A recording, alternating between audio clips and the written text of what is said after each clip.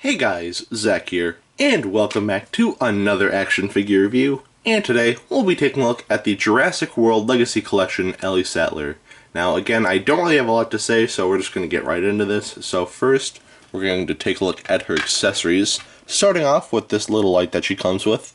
Of course, this is the light she uses to investigate the wreckage after the T-Rex breaks out, and she also uses this to try to kind of like reboot the power systems near the end of the movie, so yeah. And this thing looks nice. The detailing on it is pretty good. The painting, there's not a lot, but honestly you don't need a lot at all, so yeah. And the sculpting's nice, and all around this is a nice little accessory. Nothing crazy, but as you can see, she can hold it. So yeah, you do kind of have to adjust it because no wrist articulation, but yeah, she can kind of hold it like so. And yeah, that looks good.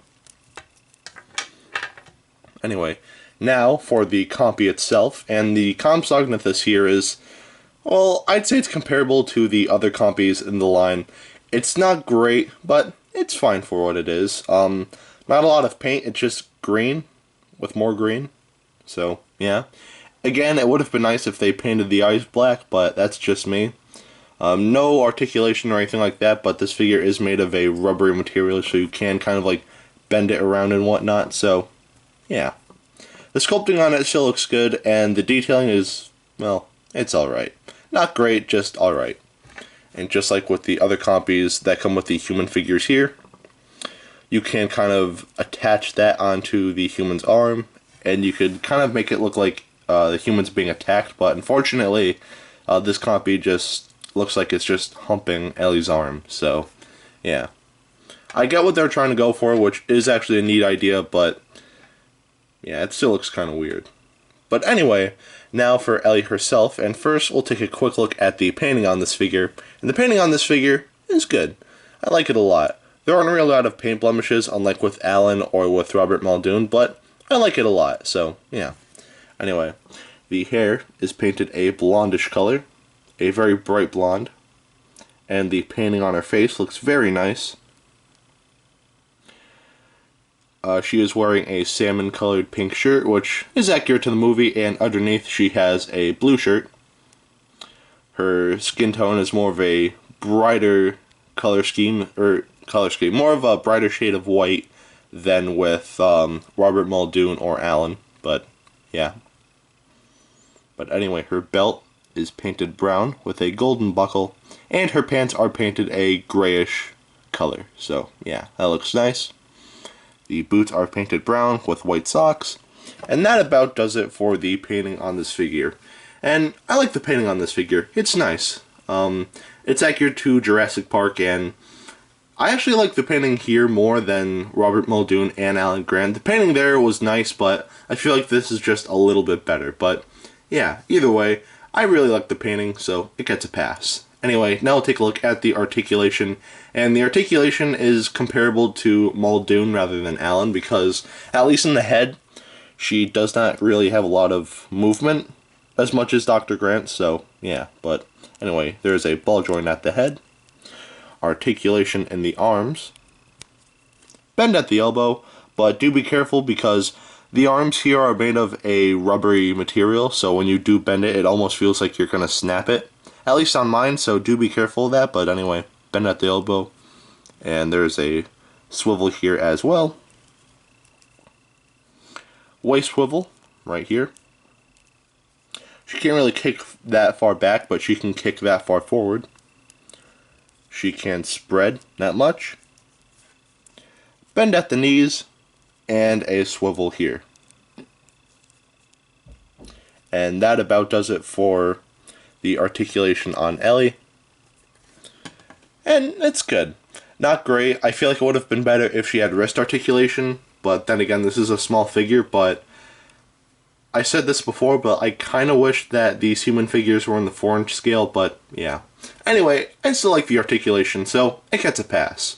Anyway, now we'll take a look at the sculpt, and the sculpting on this figure, again, looks very nice, and I'd say it's near perfect. There are some minor things I don't like, mainly with the legs, but yeah, because at the legs here, they're just like couple of seams that look kind of meh, but yeah, no, the rest of the sculpting here looks very nice, and the sculpting on her face actually looks really good. I actually really like how that looks. That looks a lot like Laura Dern, so yeah, I like that a lot, but yeah, I don't really have a lot to say about the sculpt, so it's nice. It gets a pass.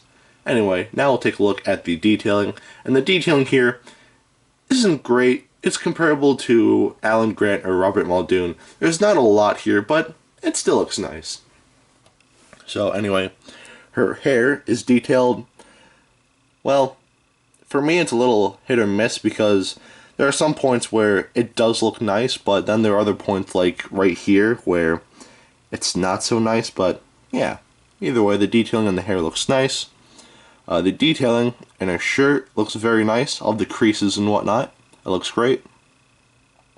And going to her pants, we do get some more creases and folds and whatnot, and that looks good as well. The belt isn't really detailed that well, but the belt is very small, so it's to be expected. But anyway, on her back, we have some legal information.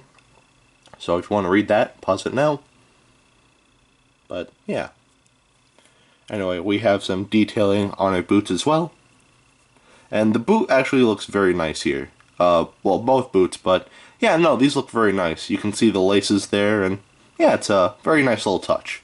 I don't believe Alan or Muldoon had that, but then again, I don't think they had laces in the movie, so yeah, it looks nice. And these socks are painted, or not really painted, but they are detailed nicely as well. And that's pretty much it for the detailing on this figure. It's not great, but just like with Alan and Muldoon, it still looks nice, so it gets a pass. Anyway, at the end of the day, should you get this?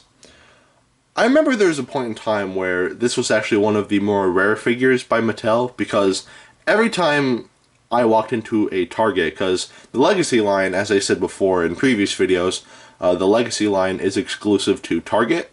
So whenever you walk into a Target and find the, go to where the Jurassic World figures are, then you'd only really find Robert Muldoon and Alan Grant.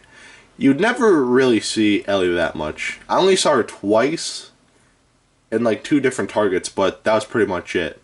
But yeah, no, Ellie was very rare, and it wasn't just me. I remember a lot of people were saying the same thing. I've been seeing a lot of that, how Ellie Sattler was a very rare figure, but at some point this year, I forget when, but these figures kind of started to get on clearance.